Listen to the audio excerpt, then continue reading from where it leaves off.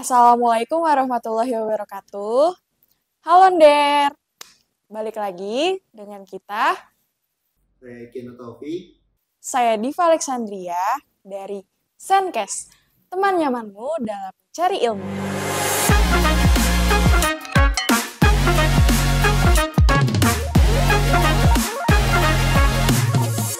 Oke, kali ini kita kedatangan tamu, ada Bang Saiful Amri. Beliau budayawan dan beliau sudah banyak mencetak buku ya, membuat buku, dan ini juga nanti di tengah-tengah acara ada kejutan ya, di beliau mau rilis buku lagi nih tentang Betawi juga ya Bang? Ya, tentang seni peran sebetulnya. Oh, tentang seni peran. Oke, seni peran dalam teater tradisi.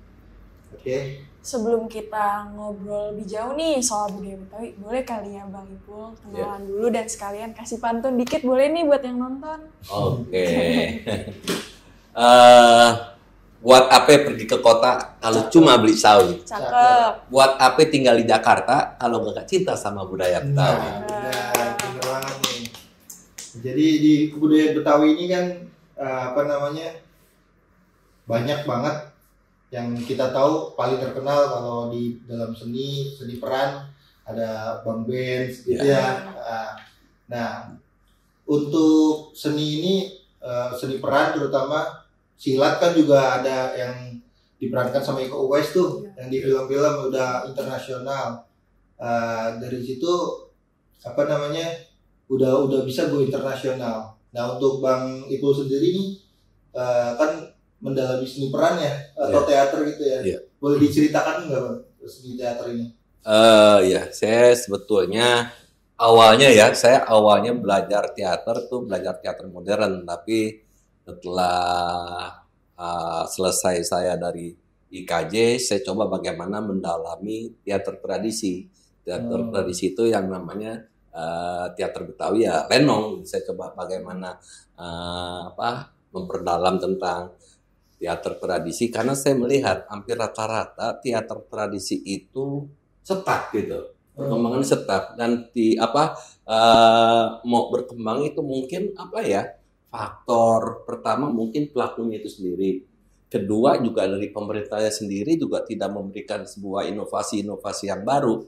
Jadi bagaimana saya berpikiran bahwa teater tradisi itu harus berkembang dan mengikuti perkembangan zaman.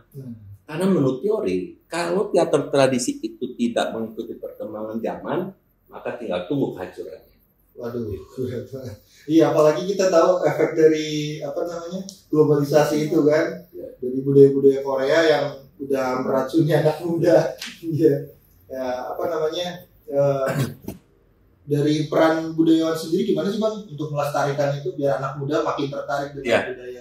Saya mungkin akan mengatakan dulu tentang globalisasi ini kan memang sangat luar biasa ya. Dia biasanya itu penyebaran tentang budaya pop ya. Budaya pop itu yang berkembang sebetulnya buat saya fine-fine aja ya, artinya bagus juga gitu. Asal jangan sebuah tradisi sangat mempengaruhi sehingga tradisi kita menjadi hilang. Karena tradisi itu adalah sesuatu yang dilakukan secara turun-temurun ya. Itu baik bidang pertanian, baik bidang seni, semuanya itu dilakukan dengan secara turun-temurun. Nah, sementara globalisasi ini kan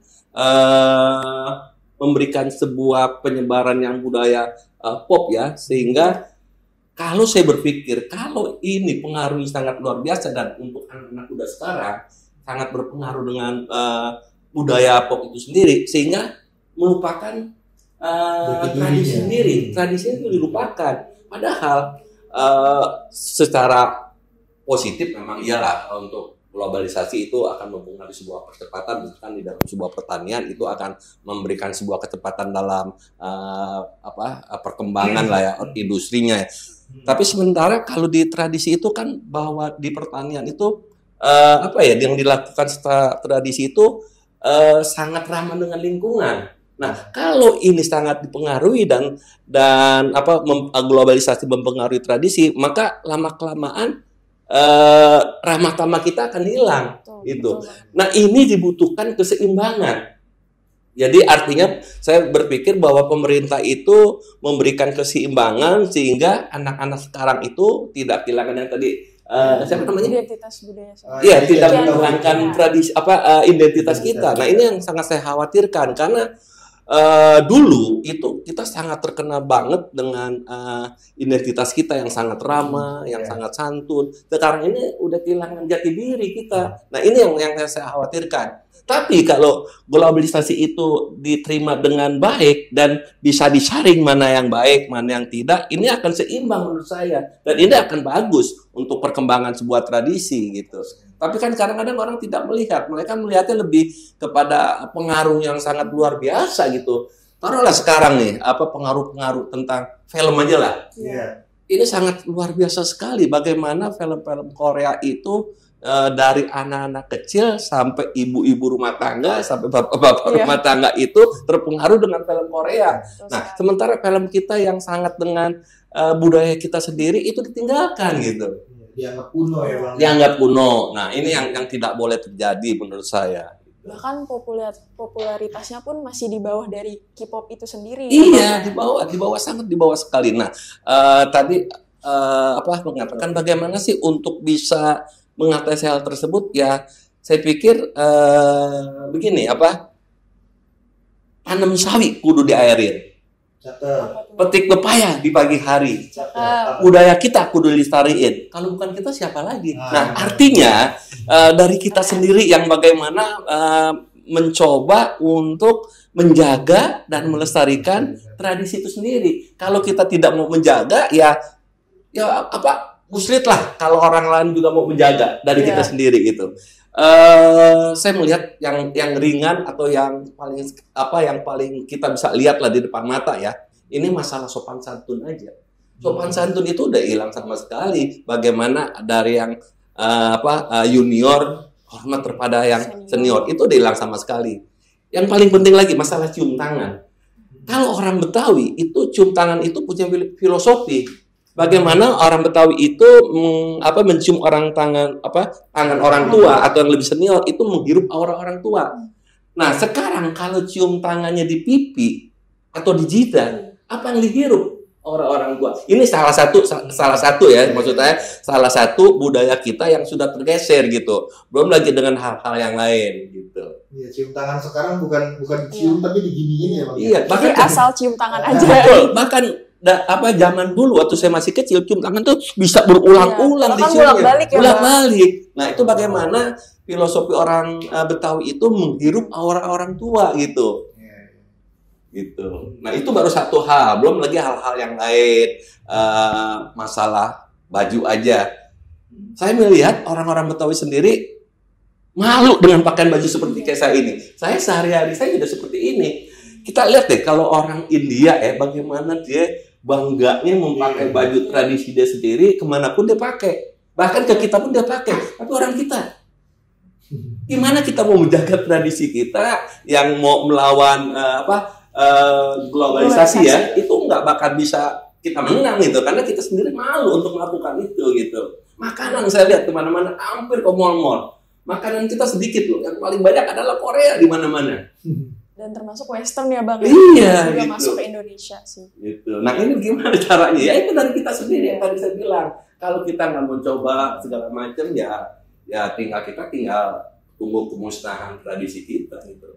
Tapi apakah saya yang ngerti tentang tradisi, yang ngerti tentang budaya, saya juga seperti itu? Enggak, saya tetap harus melakukan. Saya menulis buku tentang tradisi, saya melakukan sebuah tradisi, saya bikin pementasan tradisi, karena saya pikir ya kita mulai dari diri kita sendiri, apalagi di sini kebetulan ada teman-teman mahasiswa ini. Dari sekarang lah teman-teman mahasiswa ini bisa menjaga sebuah tradisi kita gitu. Gitu. Untuk pengenalannya sendiri ke misalnya pengenalan budaya Betawi ke dunia luar, seperti tadi sebelumnya Abang udah cerita yang waktu di Belanda itu mungkin bisa diceritain Bang gimana cara mengenalkan budaya Betawi keluar dan apa tanggapan mereka gitu. Dan gimana awareness internasional terhadap budaya kita gitu. Ya sebetulnya kalau kita berani, kalau kita mau, orang luar pun akan hormat dengan budaya kita. Cuma persoalannya kan kita kadang-kadang suka nggak mau, kadang-kadang kita suka malu. Saya pada tahun 2015 kebetulan saya ada seminar internasional di Belanda dan di Perancis. Saya coba bawa disertasi saya tentang komedi Betawi lenong dalam komedi Betawi itu saya bawa, dan begitu saya paparkan sama teman-teman mahasiswa di Leiden itu sangat antusias dan bahkan mereka ngajak diskusi di luar forum gitu, maksudnya Bang nanti setelah itu kita diskusi lagi yuk gitu. Nah ini sangat luar biasa karena saya juga melihat pada saat waktu zaman penjajahan kan Belanda itu sangat terutama di Batavia ya, Belanda itu sangat menguasai banget dan mereka juga paham. Bahkan mahasiswa-mahasiswa kita juga mencari tentang data-data tentang Betawi juga di Belanda. Nah ini menurut saya juga kesempatan bagaimana kita bisa berbicara di skala internasional tentang tradisi kita. Kalau kita mau coba, saya pikir nggak ada yang nggak bisa, pasti bisa. Bahkan saya berharap bahasa Indonesia itu menjadi bahasa internasional gimana caranya. Seperti bahasa-bahasa negara lain. Nah, seperti bahasa-bahasa yang lain gitu. Jadi saya pikir kenapa sih kita tidak menggaungkan itu, tapi dari kita sendiri justru menggaungkan bahasa-bahasa asing menjadi bahasa kita. Nah ini menurut saya kalau saya bilang naif ya naif gitu. Berarti justru malah orang Barat itu sebenarnya tertarik dengan budaya kita ya. Ya tertarik dari kitanya sendiri yang malah justru betul. Banyak misalkan kesenian-kesenian, misalkan tari Bali, tari Jawa, tentang musik gamelan Jawa. Orang-orang luar itu pada belajar. Cuma kita sendiri yang sulit untuk bagaimana menjadi sebuah kebiasaan gitu. Masalah makanan, orang-orang luar seneng loh makanan-makanan kita gitu kan. Misalkan terakhir yang si Erick Thohir itu yang ngasih lemper orang Inggris ya. Nah itu kan artinya enak banget katanya. Betul. Nah cuma kadang-kadang kita bagaimana ingin mempromosikan atau kita ingin berbicara di tingkat internasional tentang makanan, tentang kesenian kita dan segala macam lah. Itu ada perasaan ragu-ragu. Nah coba hilangkan perasaan ragu-ragu ya. Perasaan ragu-ragu itu kita singkirkan, kita langsung bicara. Saya pikir pasti bisa lah. Jauh lebih efektif ya, kita ambil contoh lah bagaimana luar biasanya Korea gitu kan. Dia mempromosikan film-film dia tentang budaya-budaya dia ke kita sendiri, itu kan sangat luar biasa dan kita sangat terpengaruh kan. Kalau kita nggak nonton film Korea satu hari kayaknya ada yang kurang. Ketinggalan cerita. Nah ini harus kita kikis lah, kita coba bagaimana menampilkan film-film yang artinya berbau budaya kita. Nah, karena ini juga satu persoalan juga yang saya bilang, bikin film yang berbau tentang budaya kita, sementara kebanyakan produser-produser kita kan orang luar. Nah ini juga sangat, karena kan walaupun gimana mereka begitu menjadi produser, berarti mereka juga berkeinginan budaya mereka bisa masuk. Nah ini kan sedih juga ya kayak gitu. Dan pasarnya juga ini kan mungkin dia kurang menarik kalau. Nah itu sebetulnya nggak ini betul. Kayak saya novel saya yang kemarin juga sempat kamu baca ya tentang Betawi Ngontrak. Ini kan juga sebetulnya bagaimana luar biasa saya bikin itu berdasarkan sebuah penelitian dan juga sebetulnya ada banyak yang pengen memfilmkan, tapi kan kadang-kadang produser merasa ini kan cuma lokal Betawi doang, padahal tidak. Pada saat novel saya terbit itu, pada saat launching, kebetulan yang membedahnya ada Putu Wijaya, ada Andi Noktianiago, ada Dindo, dan mereka berpikir bahwa Saiful Amri ini membuat novel Betawi Ngontrak bukan sekala tentang Betawi aja, tapi hampir rata-rata di mana? Hampir rata-rata di daerah orang itu sendiri ngontrak di daerah sendiri gitu. Ini kan naif gitu. Nah, ini naif. Maksud saya ya harus kita benahi seperti ini gitu. Kita harus menjadi tuan rumah. Gimana kita bisa menjadi tuan rumah? Kita punya rumah aja kita ngontrak tanah sendiri gitu. Padahal harusnya kita awalnya lahir di situ kan, kalau di buku Bang Ipul kan lahir di mana, Setiabudi atau mana itu kan? Saya di kakek nenek saya Tanah Abang, saya lahir di Krukut. Enggak, yang di cerita buku itu. Oh iya buku itu. Dari buku itu dia lahir di situ dia beli beli tanah di Depok ya di pinggiran Jakarta. Tapi untuk kerja dia harus balik lagi ke situ, sampai akhirnya dia ngontrak yang dia lahir di situ tadinya kan. Nah ini kan miris banget gitu kan. Iya, bisa ya kita sebagai tuan tanah di situ, kita yang punya tanah duluan, kok malah kita yang jadi merasa numpang gitu di tempat kita sendiri. Ini karena memang harus globalisasinya terlalu keras ya, kita jadi diterjang dengan hal-hal seperti itu ya. Kita bukan masalah teknologi aja tapi budaya kita terjajah semua, sehingga dengan derasnya itu masyarakat kita belum bisa menolaknya, padahal ini sebetulnya peran pemerintah yang harus bisa menyaring. Menurut saya sih pemerintah yang harus bisa menyaring sehingga pengaruh buat ke masyarakat kita juga jangan terlalu besar gitu. Ini saya pikir dan ini juga sebetulnya bukan salah mereka, tapi saya pikir salah kita sendiri. Kenapa kita bisa dipengaruhi gitu kan? Kalau ini Bang, harapan Abang, ini kan kita baru selesai pilgub nih.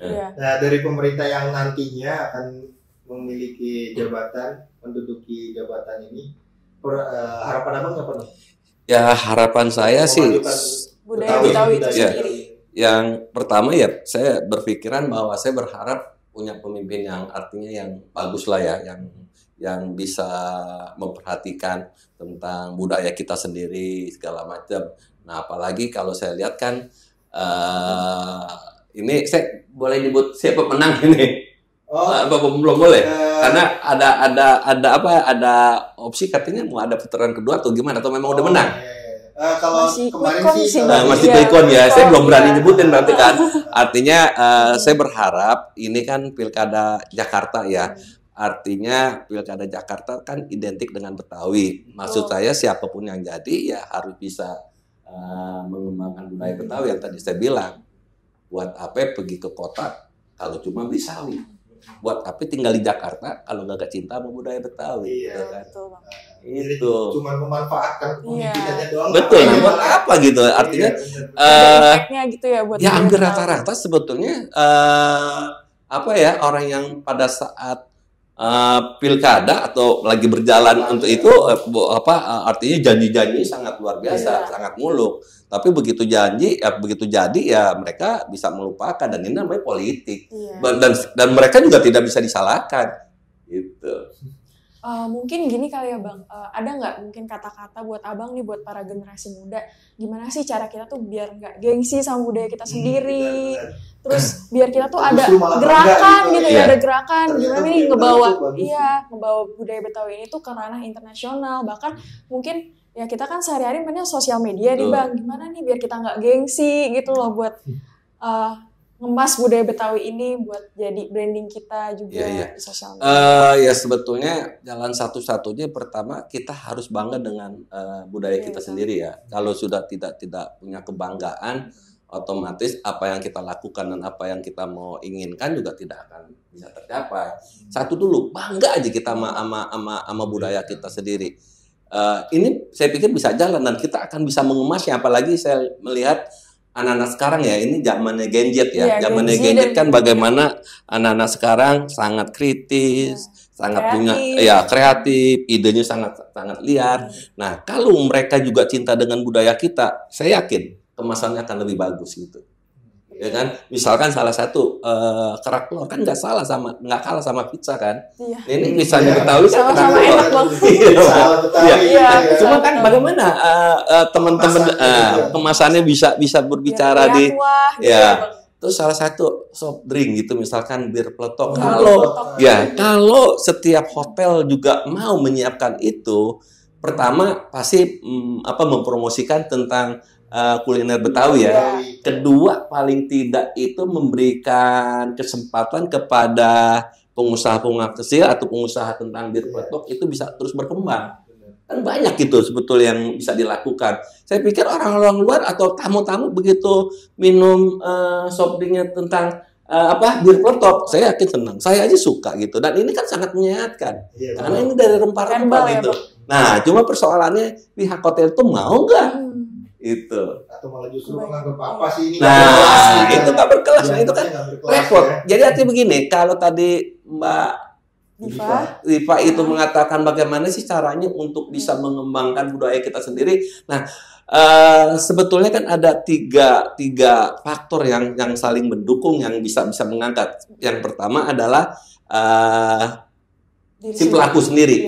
Si pelakunya bagaimana ingin, ya mau pelaku kesenian, mau pelaku tentang kuliner, atau segala macam, itu bagaimana mencari sebuah inovasi yang baru dan bisa mengembangkan budaya kita sendiri. Kedua, itu pemerintah bagaimana bisa memfasilitasi. Kalau pemerintah tidak bisa memfasilitasi, otomatis yang pertama ini tidak berkembang. Lalu masyarakat, bagaimana memberikan apresiasi kepada para seniman segala macam. Tapi kalau masyarakat juga tidak cuma sekedar bisanya cuma nyela, cuma ngenyek, ya artinya budaya kita tidak akan bisa berkembang. Nah, saya pikir tiga faktor ini saling berkaitan dan saling bisa membantu gitu. Kalau faktor peran pemerintah sendiri itu selama ini seperti apa, Bang? Ya, saya pikir banyak mereka yang pura-pura ingin memfasilitasi tapi hanya mengejar kayak proyek gitu. Begitu selesai, udah selesai. Misalkan saya kasih contoh, misalkan membuat sebuah workshop lah, workshop tentang apalah. Begitu workshop itu selesai, kelanjutannya tidak pernah dipikirin. Tidak dipikirin, mau kemana ini gitu, terlalu di workshop. Nah, artinya kan kalau tidak dipikirkan kelanjutannya, ya cuma sekedar batas memberikan workshop, punya anggaran, habis, selesai, udah kan gitu kan. Bukan malah dikenal keluar. Nah, mestinya kan dari jauh-jauh hari saya bikin workshop ini, pengembangannya seperti ini, dan penyalurannya seperti ini gitu kan. Itu baru oke, saya pikir itu. Berarti faktor pemerintah ini sangat penting. Sangat penting dan sangat luar biasa, karena tradisi kalau tidak dibantu oleh pemerintah, ya saya pikir hancur. Banyak tradisi kita ya, kesenian tradisi yang sudah hampir punah, misalkan kayak ketoprak, kayak wayang orang, segala macam yang sangat luar biasa. Kalau pemerintah tidak memberikan fasilitas dan segala macam, ya otomatis. Karena apalagi untuk membuat acara yang lumayan besar itu membutuhkan biaya yang besar juga kan, Mbak. Iya, biaya. Saya pikir nggak jadi masalah lah kalau masalah biaya. Begitu kita membuat sebuah event gitu ya, yang besar, pasti saya pikir kalau besar dan bagus, kan dari orang luar kan banyak yang datang. Sponsor gitu ya, Bapak. Ya, bisa nyari sponsor, atau paling tidak dari turis-turis asing juga bisa datang. Dan ini kan menjadi sebuah omset ya. Nah, itu saya pikir. Jadi jangan khawatir, jangan berpikiran ruginya dulu gitu. Tapi bagaimana berpikiran manfaatnya gitu. Bapak udah berpikir untung dulu. Itu kan repot. Padahal juga buat budaya sendiri ya. Nah, kan salah satu untuk melestarikannya itu kan itu gitu. Jadi kalau kita sudah berpikir untung rugi segala macam, ya sampai kapanpun tidak akan bisa terlaksana. Bukan mengenalkan budayanya, tapi nyari untung ruginya juga susah. Kebanyakan itu sih, Bang, yang masih disalahpahamin. Oke, mungkin terakhir kita mau mengenalkan ini buku dari Bang Ipul nih. Ini buku saya keempat.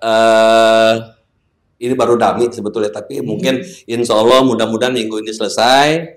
Saya akan launching bukunya ini tentang seni peran dalam teater tradisi. Saya sedikit bercerita ya bahwa pemain tradisi atau tradisi lah ya, orang-orang tradisi itu tidak pernah belajar seni peran, tidak pernah belajar acting. Tapi kenapa di atas panggung bisa bagus? Baca ini, metodenya saya buat. Jadi nanti baca metodenya saya buat gitu. Ini kalian ya buat tambahan pengetahuan buat kalian nanti yang pada nonton ya. Iya. Terus satu lagi saya lagi nulis novel, itu judulnya Terlanjur Banyak Bini. Wah, terlanjur banyak bini. Apa itu? Nanti ya. Nanti saya ceritain. Oke. Satu lagi mungkin saya kasih pantun aja ya biar buat penutup. Buaya mencari makan. Cakep. Melata di pagi hari. Cakep. Budaya kudu dipertahankan. Kalau bukan kita, siapa lagi? Benar.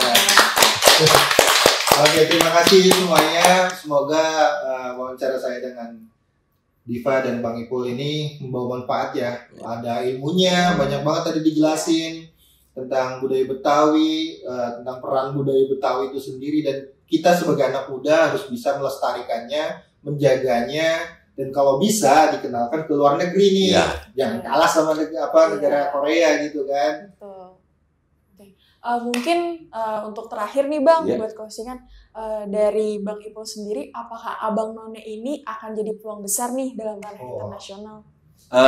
Menurut saya sangat berpeluang besar ya, karena dari awal kan visi misi tentang adanya Abang None itu kan sebagai duta ya, sebagai duta budaya.